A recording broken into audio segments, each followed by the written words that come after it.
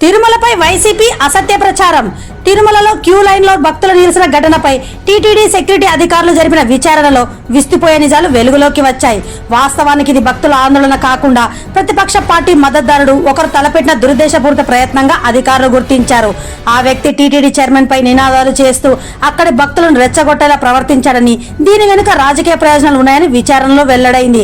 భక్తుడి ముసుగులున్న నిందితుడిని సెక్యూరిటీ అధికారులు అదుపులోకి తీసుకున్నారు. తిరుమల ఆలయాన్ని రాజకీయ రంగంలోకి లాగేందుకు జరిగిన ఈ ప్రయత్నాన్ని టీటీడీ అధికారులు సమయానికి అడ్డుకున్నారు.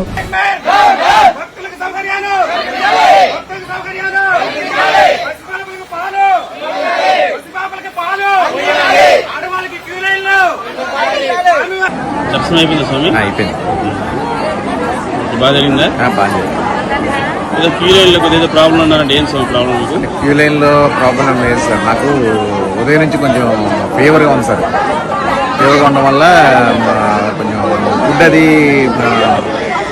అన్నీ పెట్టారండి. నాకు ఫీవర్గా ఉండడం వల్ల ఈ సాంబార్ అన్న అది నేను కొంచెం తినడానికి తినలేక ఏదైనా పాలు కానీ అన్న ఉంటాయేమని చూస్తానండి. చివరికి వచ్చేసరికి నాకు పాలు కూడా వచ్చినాయండి, తాగాను. ఈ టైంలో కొంచెం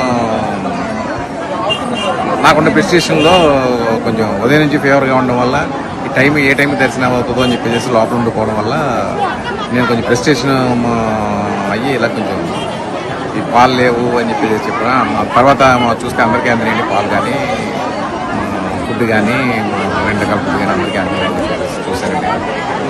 కొంచెం ఈ ఫీవర్గా ఉండడం వల్ల ప్రెస్టేషన్లో ఉండి నేను కొంచెం తప్పుగా మాట్లాడడం జరిగింది. ఫుడ్ అందరికీ ఇక్కడ ఆ తర్వాత తెలుసుకుంటే ఈరోజు 1,00,000 మంది పైగా భక్తులు వచ్చారని చెప్పేసి తెలిసిందండి. నేను కూడా రియలైజ్ అయ్యాను. అటువంటిది అలాగే ఇటువంటి పవిత్రమైనటువంటి దేవాలయంలో నేను ఈ విధంగా మాట్లాడటం నేనే ఎంతో షాపుకు కూడా గురవుతున్నాను. అలాగే పెద్దయిన పూజ్యులు మన చైర్మన్ గారు కూడా ఇందులోకి తీసుకొచ్చినందుకు నేను ఎంతో బాధపడుతూ వారిని కూడా మనపూర్వకంగా క్షమించమని, అలాగే